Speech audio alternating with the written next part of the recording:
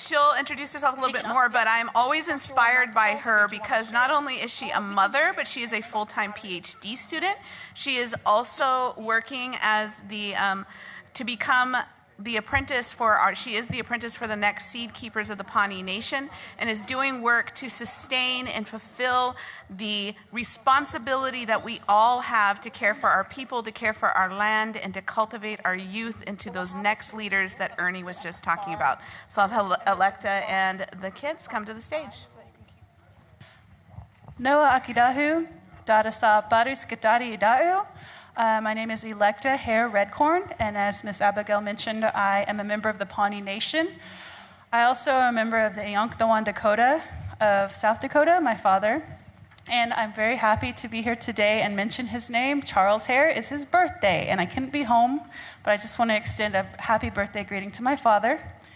I'm very excited to be here with the group of youth that we have organized. We have 5 panelists here today, and then my co-moderator, Cindy Farley. She'll introduce herself. I just wanted to say that we do have a group of youth that were also invited this year, but our goal is to always include the youth from the get-go and not forget that their voices are very important. I come to you today from the University of Arkansas, and also we work closely with Intertribal Agriculture Council, which you will hear today. They're one of our sponsors, and we will just get this panel started. One of the goals of the panel is really to spur further conversation. So it will be in more of a lightning round presentation, but we really just want you to think about conversations you like to have and maybe things that you'd like to see moving forward with the youth in nutrition and Native American food systems. So I'll hand it over to Cindy. Hamitakiapi, Iuha Chante Washtea Nape Chiuzampi, Washichuya Cindy Farley, Imachapi, Lachotia Zintkala Oloawi, Imachapi, Wambli Paha Elwati. Hi, my name is Cindy Farley. As somebody said before, my government name is Cindy Farley. My Lakota name is Songbird Woman, and I just graduated from Haskell Indian Nations University this past May, and have been thank you, and have been working with the Intertribal Agriculture Council and the Native Youth Food Sovereignty Alliance. So that's what I do. Live in Lawrence. Yes, so we will allow the panel each individually to introduce themselves, and then they will share basically their care and share why they're here and what they want you to know. If there are any other youth in the audience that were not part of this planning period, we would love for your youth to come up, maybe around the stage if you would like, just to know that you're always a part. There's a space for you. We're all a part of this food system, and we want to continue to grow with you. So if you have any more youth that would like to come up and just show support or be around. Also, I'm a big fan of spoken word poetry, so if there's something that resonates with you, I want to see some of these, because the youth have a lot of really good things to say.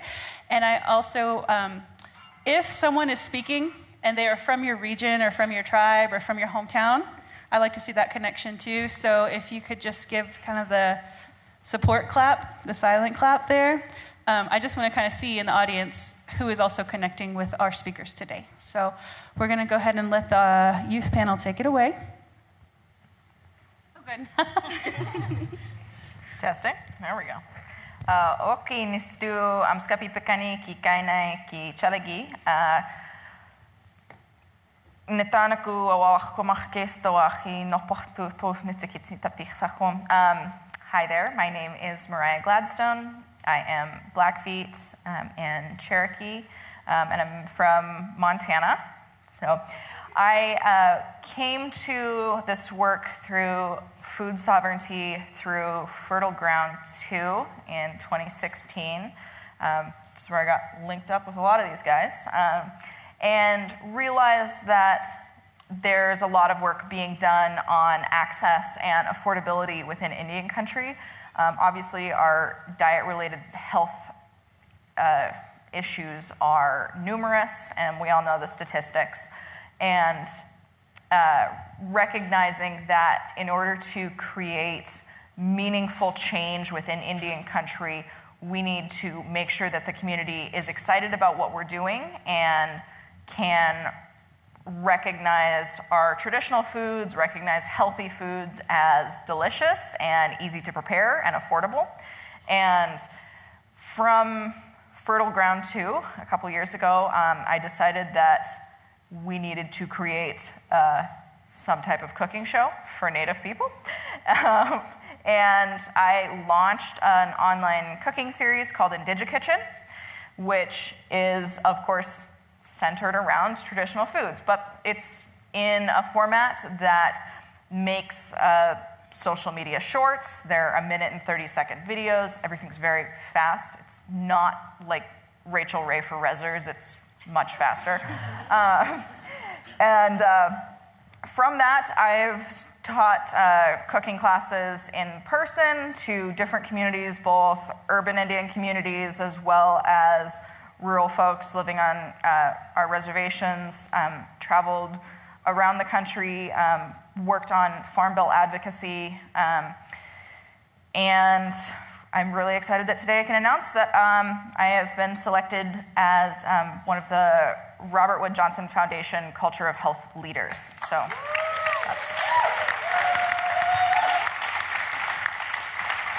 that's my story, and you can find IndigiKitchen or me online. Hello, my name is Emily. Oh, this is on, right? Okay. Hello, my name is Emily Baldy. Got it. Oh, got it. Okay, I'll go. It's this song. Yat Eshgedo Shirine, She Kyle White in She, Ki Ani Nishlento, not Utane, Ted Chini Bashishtin, De Chini Deshichedo, 200 Deshinelle. University of New Mexico de Inchta, Digut Ego de Hosindule Ehehe. Hello everyone, my name is Kyle White. I am from Crown Point, New Mexico, currently living in Albuquerque, New Mexico. I'm a second-year student at the University of New Mexico majoring in biology. I plan to take my studies towards food sovereignty research, food nutrition research, and so much more. On the agenda, it says that I'm 16, but I'm not 16, I'm 19.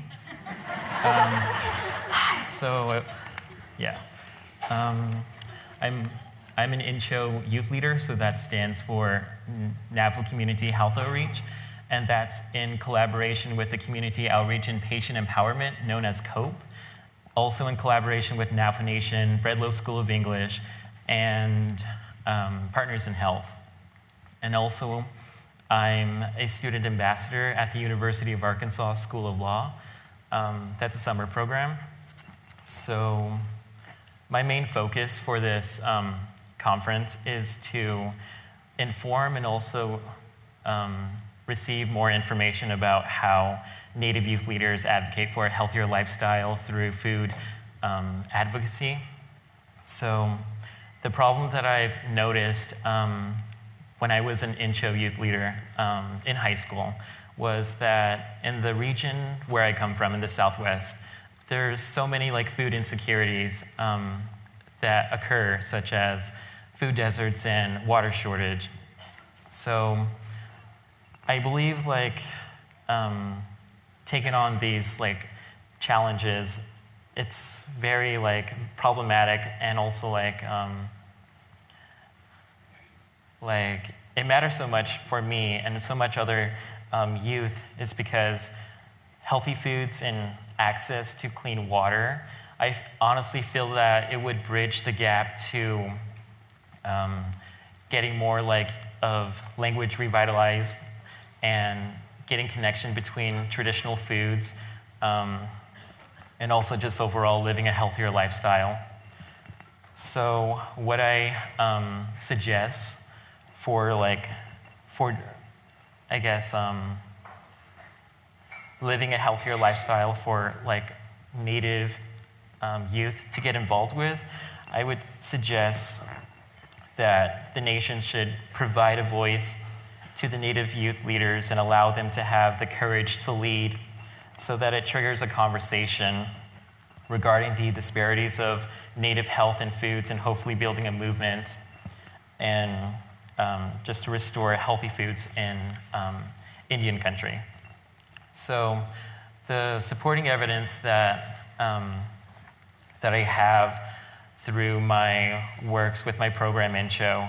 So the first one was food literacy, and that's in collaboration with the Breadloaf School of English, where we publish a series of works, poetry.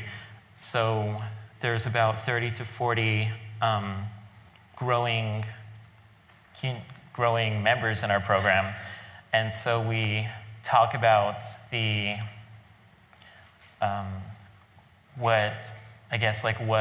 what we face that is very problematic in our communities, and write it in the form of mediums of poetry or either through food demonstrations.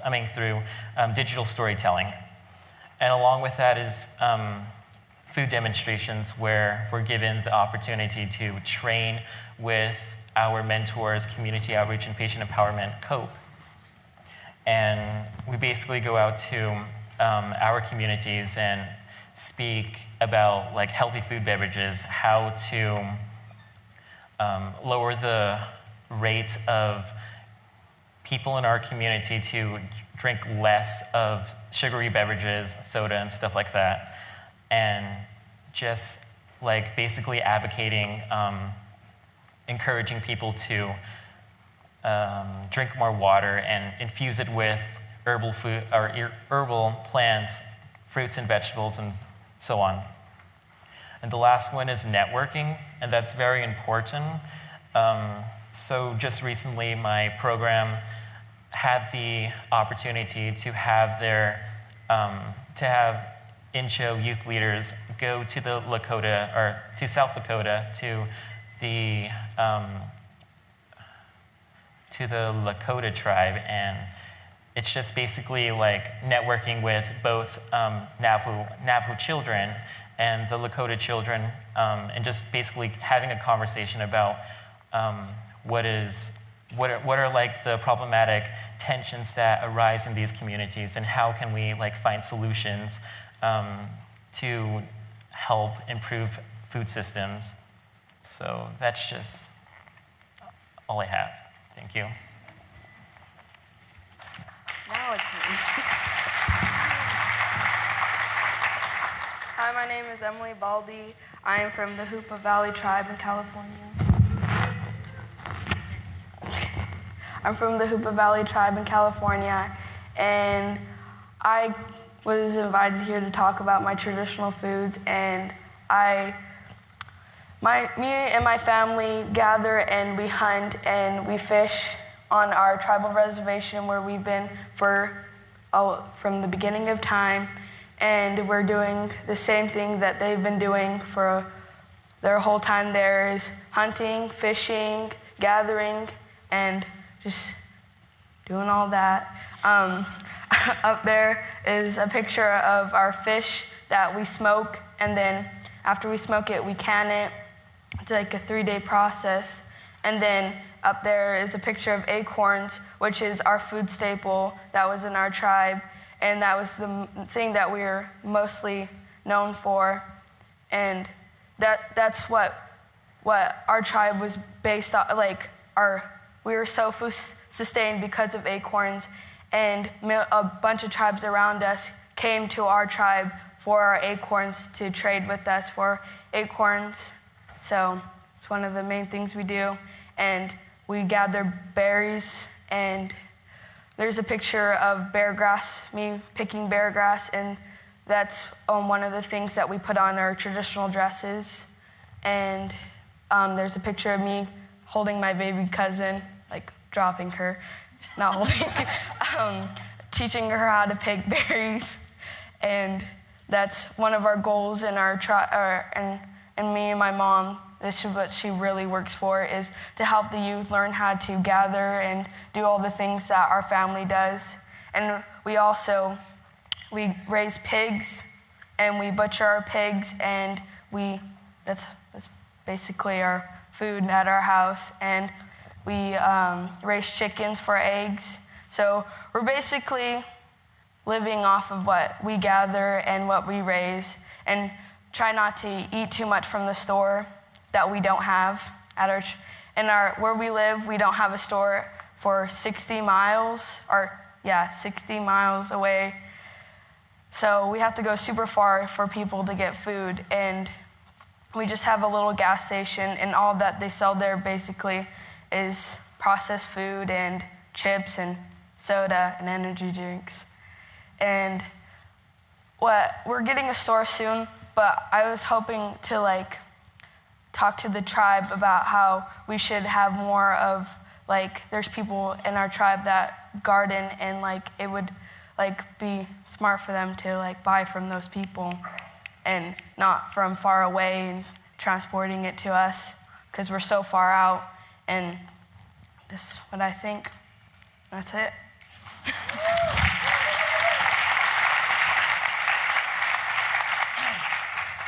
Hello. Okay. Aloha mai kako, o kau ka inoa Taj, o ka ohana ka inoa Sunio. Hello everyone, my name is Taj Sunio. Currently I am in AmeriCorps Vista with the Indigenous Food and Agriculture Initiative. My work as a Vista revolves around the topic of food sovereignty and food systems for Native communities. My job as a Vista is to encourage the community to strengthen their food systems and be able to offer healthy, fresh, and traditional produce choices. I work closely with the Lac-Vieux Desert Band of Chippewa Indians in the Upper Peninsula of Michigan in Watersmeet in expanding their options to healthy food opportunities by creating more locally grown produce. And one of my goals as a Vista member is to be able to strengthen the community members by connecting them to community gardens and involving them together as my specific project point. And this really ties to my passion about agriculture because I enjoy being able to empower others to be involved and be more committed into making a change in their communities.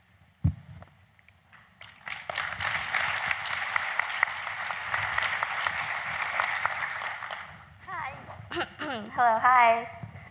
No Akitaru Dasat Sakusarapirit, Skala Lusuli, Pani Dudaru Skitix Akitaku, Chawi Skidi Kikahaki, Pitahauda.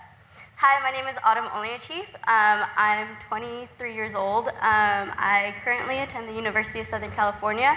I'm in a Doctor of Physical Therapy program, but I graduated from Oklahoma State University with a Bachelor's in Nutritional Science. I worked with the Eagle Adventure program, which is in partnership with the Chickasaw Nation, for a few years. I also did a couple public health internships. One was in New York City with the American Indian Community House, and I helped with facilitating focus groups and getting a community needs assessment survey out into that community. So I was invited here. I feel like I can contribute to the conversation with my background in the fact that physical therapy has to do with healing yourself with your own body, just like nutrition does. And so the foods that you're taking in is weighing down on your body, on your bones, is gonna impact your whole life. I feel like what you're putting into your body is what will later down the road can lead to different impairments that we've been talking about all day, cardiovascular disease and arthritis, and things of that nature. And so that's all I have to say.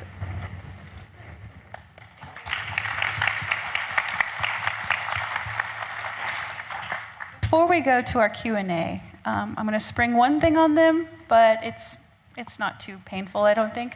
I just want to ask each of you, coming back down this way from Autumn, this way, just can you tell me one influential person or maybe someone who held that door open for you to get into the line of work, study, or passion that you're in now? I have a few, but two people who are in the room today would be Dr. Stephanie Parker and Teresa Jackson.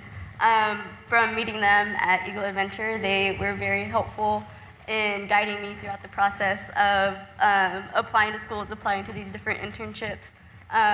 They really helped guide my thinking and where I'm at today.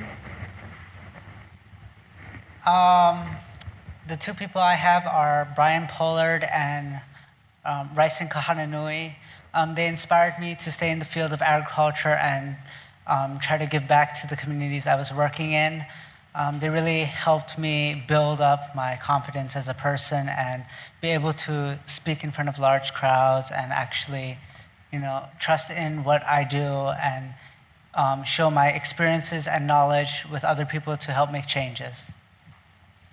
For me, I don't have one person who influenced me, but I do have two from my organization with the NAFLA Community Health Outreach, but they work specifically with the Community Outreach and Patient Empowerment, COPE. So my director, the former NAFLA Vice President, Rexley Jim, he influenced me to become a successful leader, to speak at conferences, and open the doors for many opportunities for me. And also Dr. Sonia Shin, who is the director of COPE. So yeah.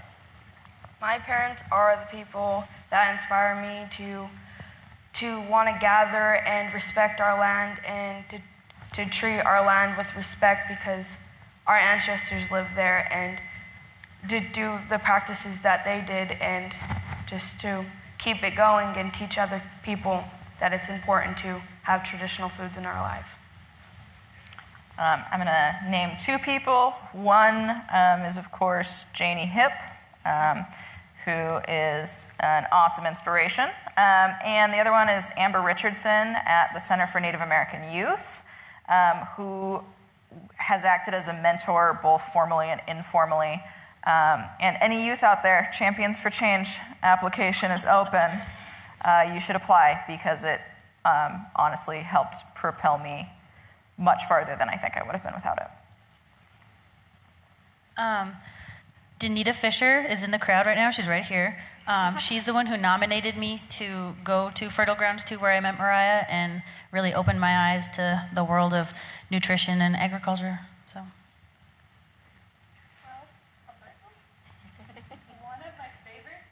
One of my favorite forms of procrastination in grad school right now is writing letters of recommendation for other people. So I kind of love it. So you just know that even if I'm supposed to be studying, I don't mind writing a letter of rec because it's really helped me get to where I am today. I also want to acknowledge my grandmother, Marlene Riding in Mamea. She passed in July. And the values that she taught me that I hope I can pass on to you are to always not just do what you're asked to do, but if you say you're going to do something, then follow through. Absolutely. And I don't know, I'm just grateful for some of her parting words to me, because while she was in the nursing home and she was, declining from probably food and behavioral related lifetime habits that could have been prevented, she was kind of in that transition state, but she looked at me and she paused and she said, "Electa, what are your plans?" And she paused, and I hung on her words. And she said, "What are your plans for tomorrow?" And that's all she could say. But I know we're in good hands. And I know with leaders like Meg and Moss and the people that aren't necessarily on the stage but are passionate about the work, just keep thinking about what are our plans for tomorrow, and we're headed in the right direction. So we have... They're not on the stage, but they are in the slideshow, so keep a lookout.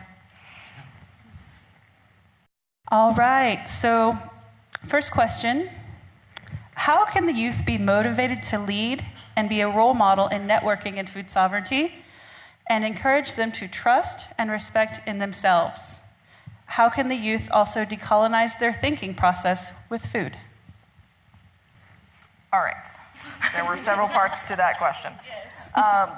First part, how can youth be leaders within food and agriculture? How can the youth be motivated to lead and be a role model? How can they be motivated to lead?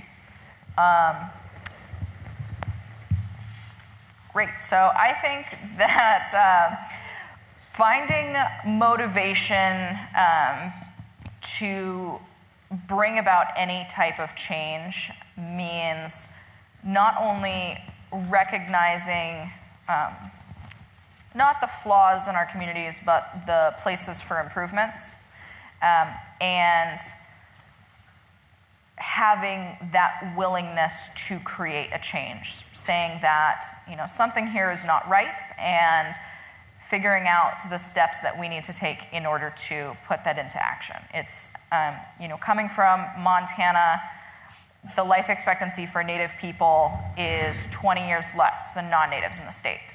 I know other states have some similar statistics, but that was pretty horrifying to me growing up as a Native person, to think about my family, my community, myself losing a generation when there are actionable things that I could be doing to prevent that and to change that, to improve that for the future. So that's how I found my motivation. Everyone comes at it from different perspectives, but I think that's what I'll answer if someone wants to pick up their own story. I'll add on.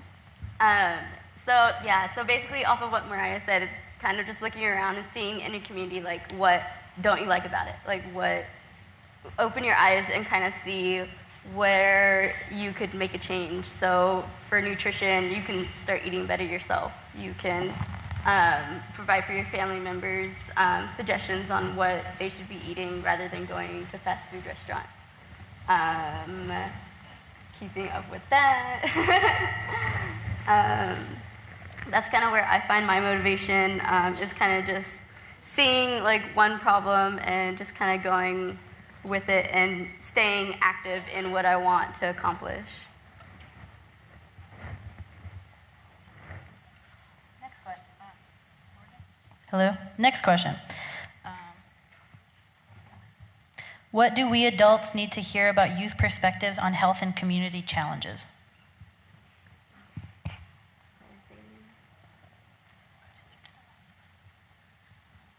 I'm going to defer to a younger youth. What do we adults need to hear about youth perspectives on health and community challenges? Well, we don't have a store. Get that done.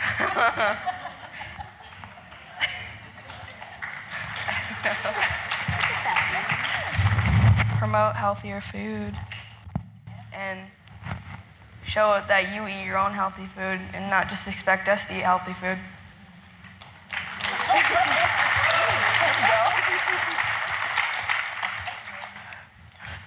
I'll add on to that. I feel like youth are not like engaged with the conversation where adults are talking about like food advocacy and like food sovereignty, and I feel that like youths are not like included in that I guess in that area, and I feel like we need to include more of them to like speak up and like present like here, so that we can at least like spark a change in a movement to improving food systems and our communities and so much more. A question here that's actually for Taj? Oh. Yeah. First of all, it's a two-part question. The first part is, whoa, everything flipped upside down. It's an encouragement, really. Taj, thank you for being a wonderful Vista representative. Your presence and the work you are doing makes that person's heart sing, and mine too. The next part of your inquiry is, Taj, any suggestions on how to recruit more Native youth for AmeriCorps Vista positions? What inspired you? No, basically, any suggestions? Do you have any suggestions on how more youth, Native youth, can be recruited to AmeriCorps Vista? I think the AmeriCorps Vista needs to expand more and get the word out of the actual program itself, because I didn't know what AmeriCorps was until someone told me about it, and then I had to do the research to find it. After that, it was kind of hard to get into the program, so I believe you really have to be motivated to want to make a change in order to really succeed in this program. I believe for recruitment options, if people were to more publicize what AmeriCorps is, it would really help get in and recruit more volunteers and actual workers for the program. I have some input. I just finished an AmeriCorps term with Energy Corps, actually, so not a VISTA program, but a different AmeriCorps program. And I would say, because I did not end up serving a Native community, I served a rich white resort town and helped them do valuable sustainability work, but it was not my home community. And so I think it's, recognizing how to recruit people in our communities and recognize the opportunities that AmeriCorps allows.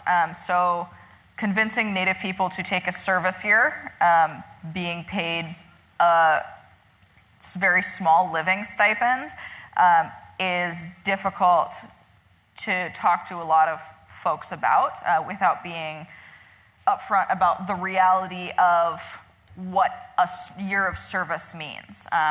But if, there are tons of youth that want to make positive impacts in their community. They want to be able to stay in their home communities and help, or they want to return from college and find a way to help.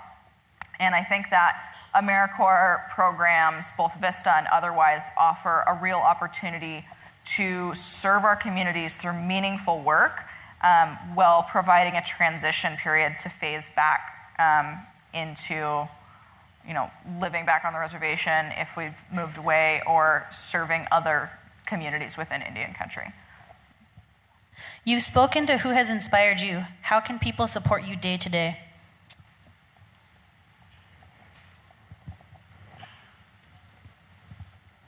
Follow IndigiKitchen on Facebook.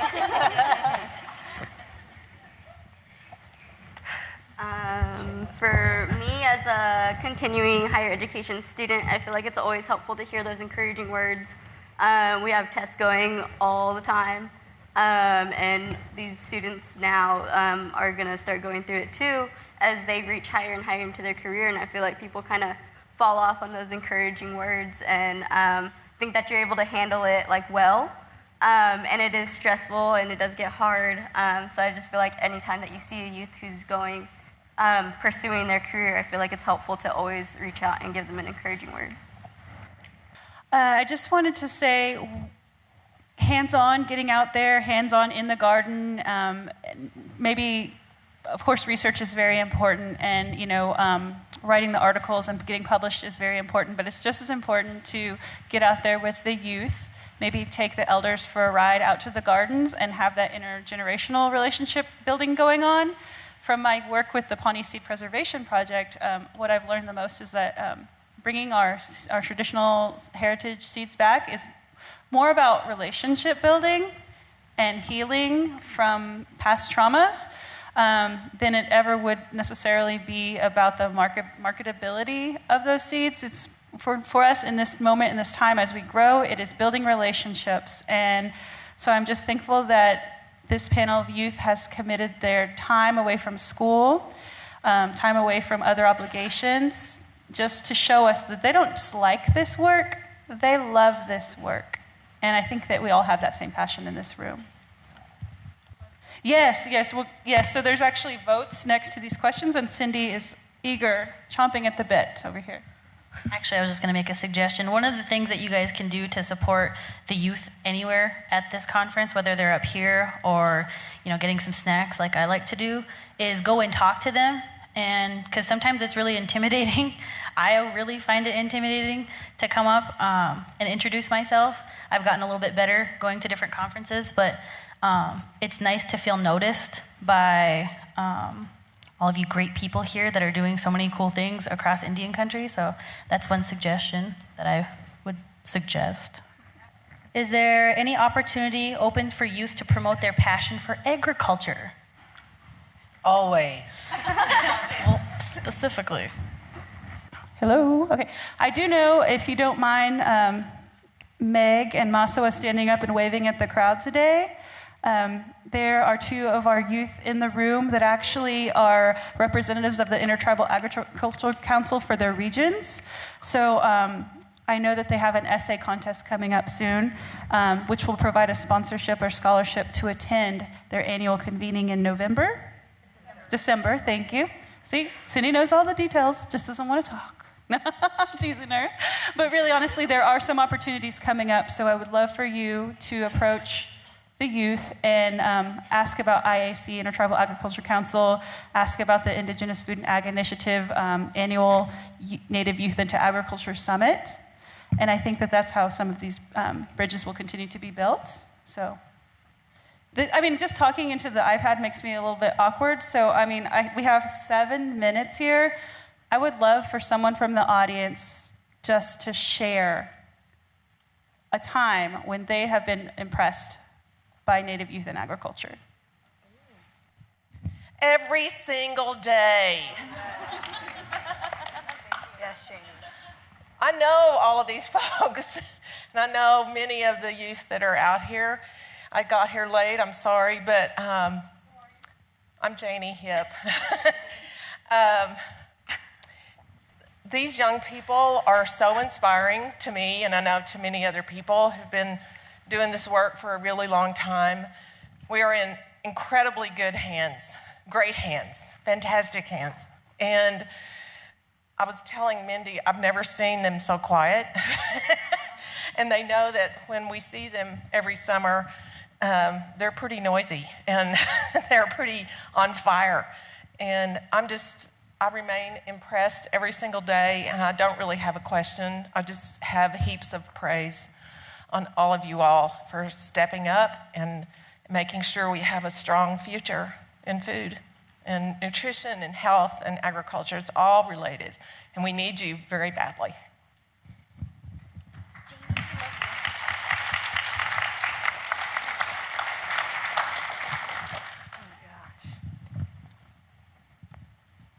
Hi, I'm Megan Baldy, actually the girl right there in the middle, Emily, that's my daughter, so I couldn't be prouder in this moment. She's very passionate about her traditional foods, and no mother could be happier than to have a child passionate about what they're passionate about, and I'm very blessed to have her and my son both involved in IEC here at the Nutrition Conference, and we're just thankful to be here. On the iPad are pretty much interwoven. It feels like the same question if I look at it. So I just wanted to thank those people at the University of Minnesota that helped us coordinate and invited us to be a part of this conference. And the hope is that as we spend these last couple of days here together, we refresh, we get together, we share ideas, and we always keep youth at the forefront, and that the youth voice is present, and that they're organizing and they're involved. So that would be my hope, and I know that they're ready to pick up the stick, they're ready to plant the seed, they are out there and motivated, and I can't say anything more than, Janie or Mother said here is just, we're proud of you, and we really thank you for listening to us today.